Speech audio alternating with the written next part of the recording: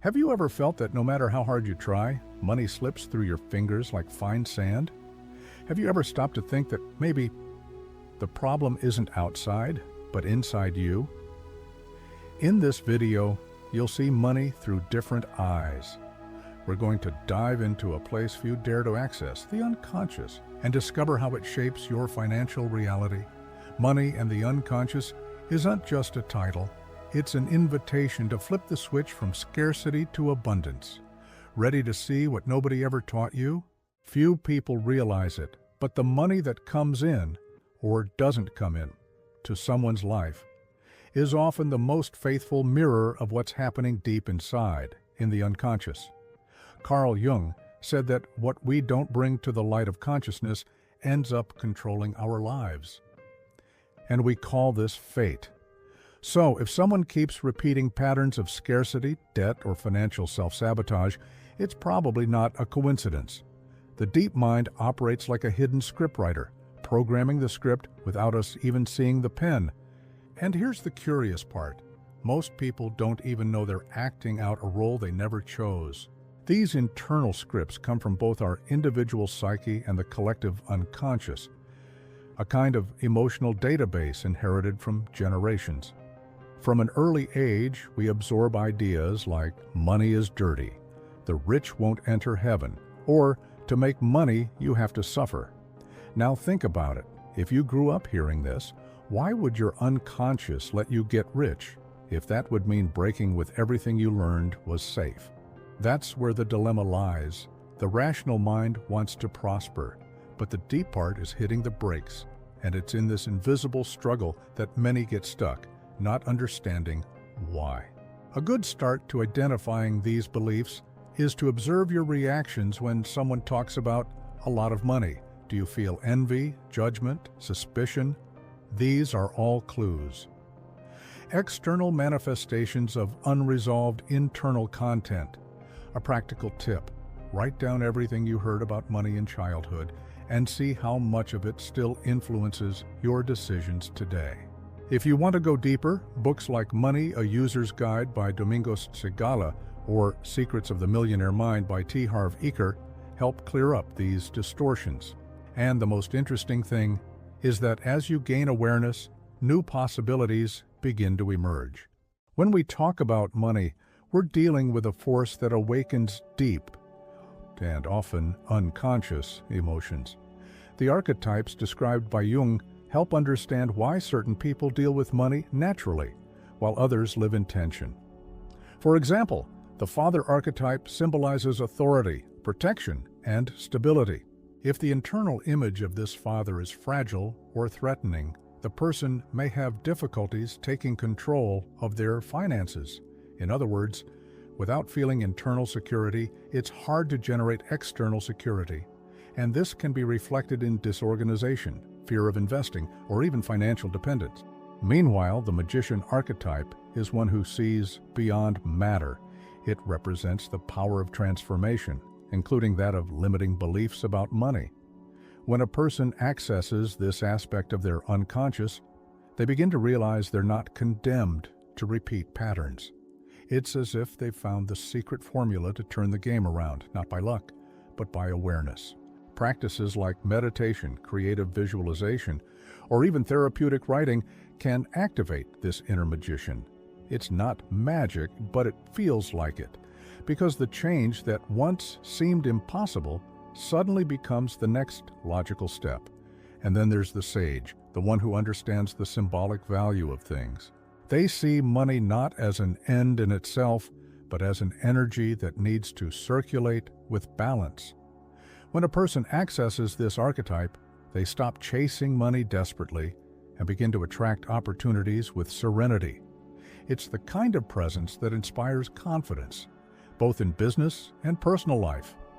The curious thing is that when we align with these archetypes, behavior changes effortlessly.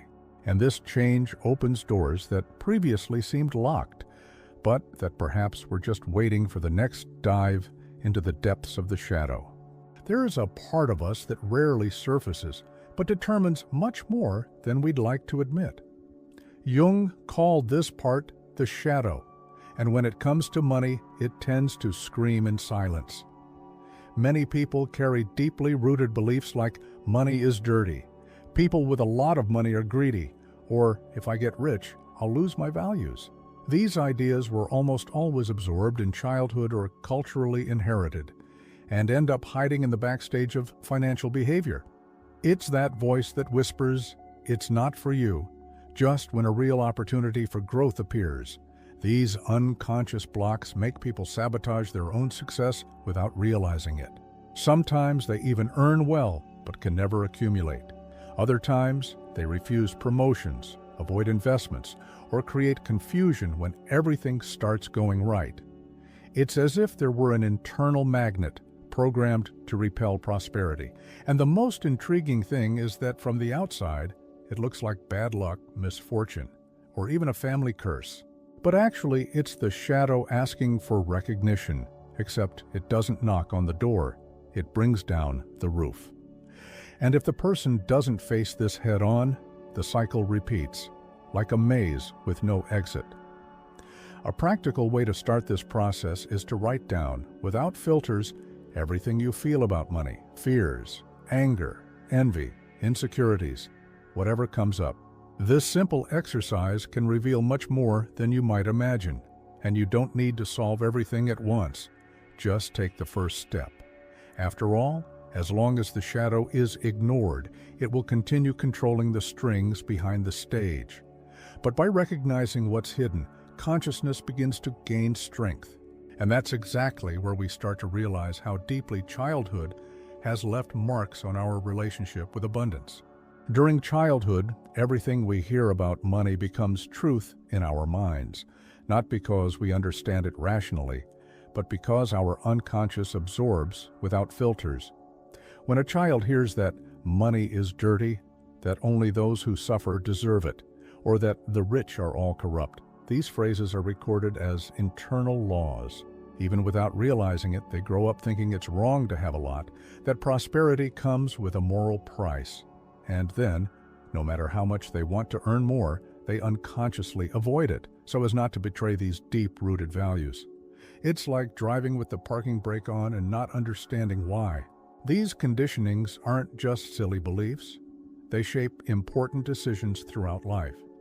A person may refuse a promotion, avoid charging a fair price for their work, or even feel guilty for being financially well off. And all this out of loyalty to phrases said by someone they loved in childhood. This mechanism happens because back then, accepting those ideas was a way to feel safe, to belong. But now, in adulthood, these same concepts become silent saboteurs. They block the flow of abundance and repeat cycles of scarcity that don't always have apparent logic. To begin dissolving these patterns, the first step is to name them, writing down all the negative phrases you heard about money, and next to each one, writing a new positive and realistic affirmation can be transformative. For example, if you heard money is dirty, rewrite it as, money is a neutral energy that enhances who I already am. Additionally, practices such as guided reprogramming meditations or reading books like Secrets of the Millionaire Mind by T. Harv Eker can help update these beliefs from the inside out. And that's where real change begins, when the unconscious stops clinging to fear and begins to recognize worthiness. Jung said that the individuation process is like a journey back to oneself, a path that leads us to integrate all parts of our psyche. And when this happens, money stops being a goal in itself and becomes a natural consequence of who the person becomes. In other words, when someone lives in coherence with their inner truth, they begin to attract resources that resonate with this new identity. Prosperity, in this case, doesn't come from outside in, it springs from an internal state of alignment.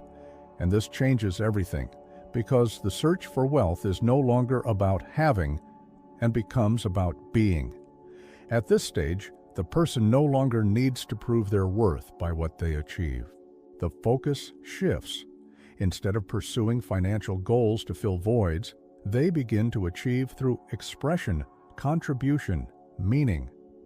And the curious thing is that precisely when money stops being the center of life, it begins to flow more naturally. It's as if the universe responds to authenticity with generosity. Work gains another motivation, decisions become lighter, and opportunities arise more frequently. Not because everything becomes easy, but because internal resistance decreases. Those on this path may notice, for example, that they attract more aligned clients, proposals that match their values, or even a new vision of how to use money more wisely. And this doesn't happen by chance. It's the direct reflection of an unconscious that has been worked on, embraced, and transformed.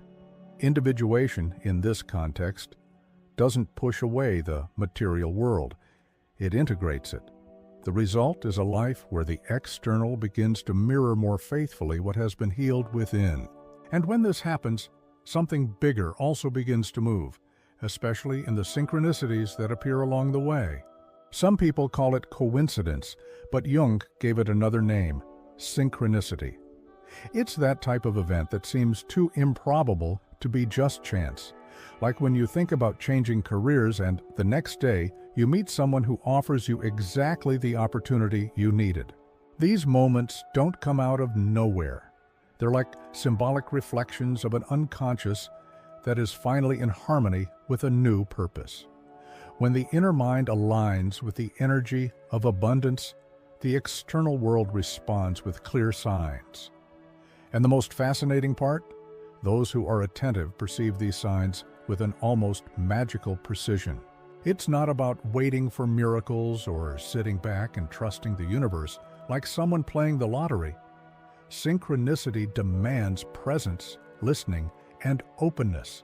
It's being available for the right encounters, even if they come disguised as the unexpected.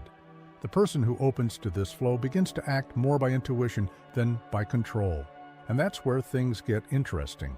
By following these internal impulses, that sudden idea, that place that called, or that conversation that seemed ordinary, they connect with paths of prosperity that rationally they would never have predicted. Intuition in this case isn't just any guess. It's the voice of the unconscious guiding the next step. To cultivate this kind of connection, it's not enough to just desire abundance. You need to move with it, feel part of it. Practices like meditation, intuitive writing, or even mindful walks help silence mental noise and better hear what's trying to emerge. It's as if the entire universe were trying to guide you, but you can only hear when you turn off the noise of rush and doubt. And once this listening becomes habitual, the alchemical process begins to happen. Because what was once blockage, fear, or doubt begins to transform into pure gold. But this gold has a very specific name. In ancient alchemy, they talked about turning lead into gold. Jung saw in this a powerful metaphor for the process of inner evolution. The lead in this case is the heavy limiting beliefs inherited or created in moments of pain, like the idea that money only comes with suffering, or it's not spiritual to have abundance. When these ideas aren't worked on, they become invisible anchors, pulling the person into a cycle of financial frustration.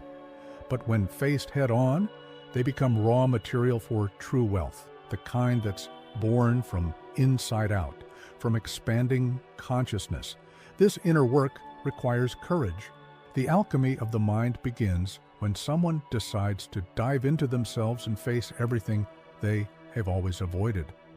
It might be an irrational fear of success, a feeling of guilt for earning more than their parents, or even a silent anger towards those who have a lot. These emotions, when integrated, stop sabotaging and start transforming. That's why the path to true abundance necessarily passes through the shadow. Those who deny this process look for shortcuts, and shortcuts almost always come at a high price. True transmutation isn't rushed, but it has direction. Tools like therapeutic writing, family constellations, and even active imagination practices can help a lot in this journey. A good exercise is to list everything you believe about money and, with honesty, ask, is this mine or did I inherit it from someone? Another practice is to imagine money as a person. How do you relate to it? With distance, guilt, attachment? These internal images reveal the matter that needs to be transmuted. And when this gold begins to shine from within, the external world begins to reflect the same light. But there's something even bigger, influencing all this. Something collective, hovering over all of us, even if we don't notice it. Sometimes we think that money is just an individual matter, that if I believe, if I vibrate, if I do my part, everything flows. But there's a deeper and broader layer, the collective unconscious. Jung showed that we live immersed in fields of shared meaning, symbols, and beliefs that span generations. And with money, it's no different. If an entire culture associates wealth with greed, or views success with suspicion, it's like swimming against a current that we don't even notice. The economy, at its core, is the reflection of an entire society's beliefs operating simultaneously. Look at countries facing recurring crises. It's not just a lack of resources. Often, it's a collective mental state, a chronic fear of scarcity, a deep distrust of institutions, a feeling that effort is never rewarded. This shapes behaviors, decisions, public policies, and the cycle feeds itself. On the other hand, places where creativity is valued, where prosperity isn't a sin, tend to generate more opportunities and innovation. What's in the air, even if invisible, affects what's in the pocket. And anyone who wants to truly prosper needs to understand this symbolic field in which they're inserted. At the personal level, this means observing which cultural beliefs you carry. Have you heard all your life that Americans have to hustle hard to succeed? That being rich is synonymous with arrogance? That you can't trust someone who has a lot? These ideas infiltrate how you deal with your own money, with your work, with your decisions. And it's not enough to reject them rationally. You need to reframe, transform, replace them with broader and more nurturing visions. But even with all this, there are still internal forces that act treacherously. And that's where one of the most astute saboteurs of the psyche comes in. One of the most subtle traps of the mind is self-sabotage. The person wants to earn more, live with abundance, have financial freedom, but without realizing it, creates obstacles in their own path. Sometimes they postpone important decisions, avoid opportunities, or enter repetitive cycles of loss. Jung explained this brilliantly. When we don't integrate certain parts of our psyche, we project our shadows onto them. And money, being loaded with meaning, becomes the perfect target. It becomes the villain, when, in fact, it's just reflecting unresolved internal conflicts. How many times does someone say that money corrupts? That those who get rich lose their values? This isn't always a rational opinion. It's often projection. The fear of becoming someone they don't recognize or of being rejected for earning more manifests as a disguised moral belief. Thus, the person moves away from money without realizing it, like someone fleeing from a mirror that shows something uncomfortable. They blame the system, others, luck, but never look within. But self-knowledge is precisely the antidote. Without it, there is no lasting transformation. A good exercise is to map behaviors that repeat: spending more than you earn, refusing raises, avoiding talking about money, feeling guilty when receiving. All this can be a sign of an internal conflict between the desire to prosper and unconscious beliefs about what this means. Self-sabotage doesn't shout, it whispers, and that's why it's so dangerous. When the person begins to identify these patterns, they gain the power of choice. And in this process, something powerful begins to emerge: the energy of gratitude. Yes, because it's gratitude that begins to deeply change the way we relate to everything we have. Gratitude isn't just a pretty word to put into a social media post. It's a psychic force, a vibration that changes how someone perceives reality. Jung said that the psyche responds to intention and consciousness. And when someone genuinely connects with gratitude, they create internal space to receive more. It's as if, by recognizing the value of what they already have, they take the first step so that abundance can expand. And this goes beyond saying thank you. It's a feeling that takes root in the body, in the gaze, in daily choices. Grateful people tend to see possibilities where others see limitations. They don't deny challenges, but they don't get trapped in them. Instead of complaining about the bill that arrived, they're thankful for the house they have. Instead of envying someone else's achievement, they celebrate it because they know it can be possible for them too. This isn't romanticizing life, it's transforming it.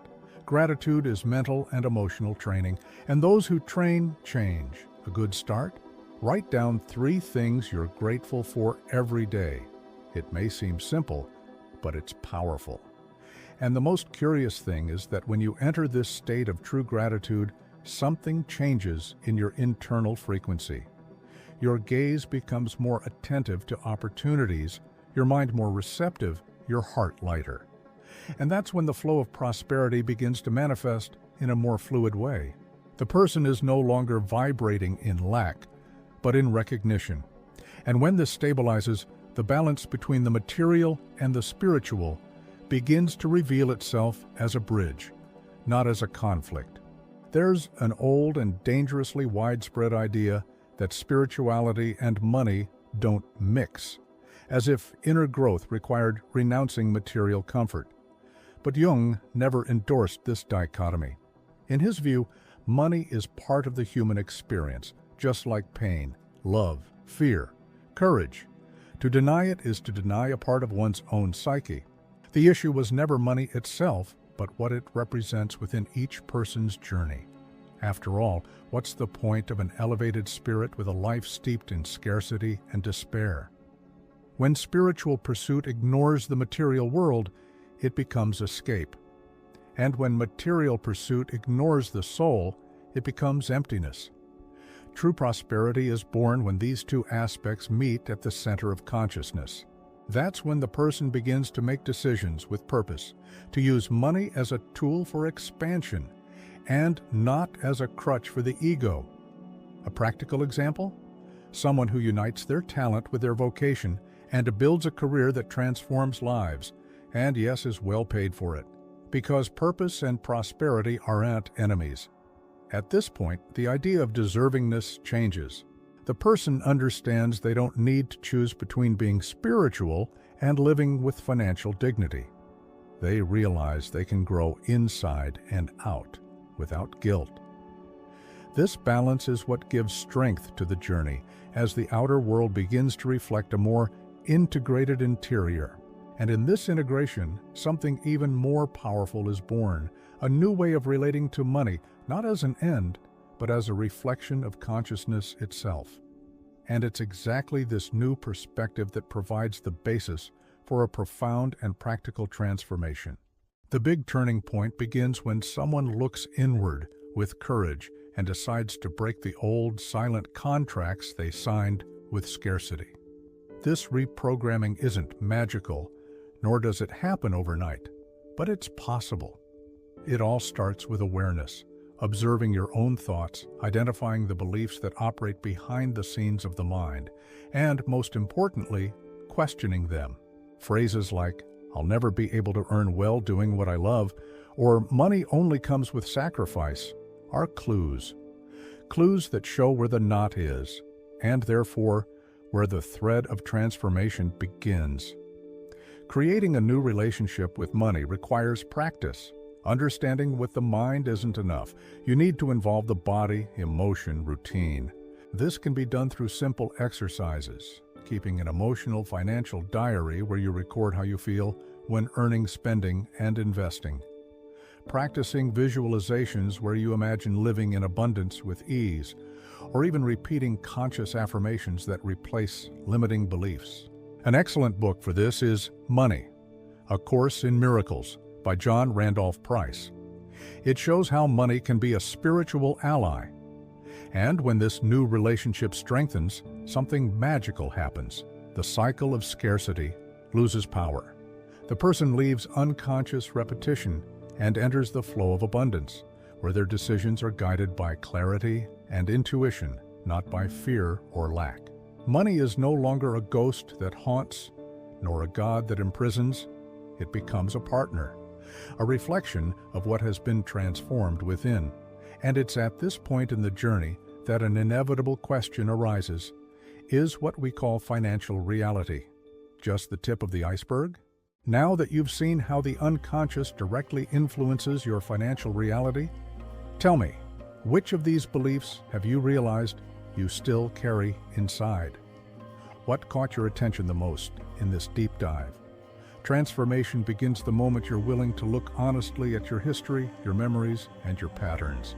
Understanding isn't enough. You need to apply. Start with one step, a more conscious thought, a gesture more aligned with the abundance you want to live. If you felt that this content awakened something in you, subscribe to the channel and turn on notifications. There's much more coming. Here, you learn to transform not just your mind, but your life. And if you want to deepen this journey even further, I invite you to watch the next video that's on the screen. It will complement everything we talked about here and show you how to strengthen your financial self-confidence from the inside out.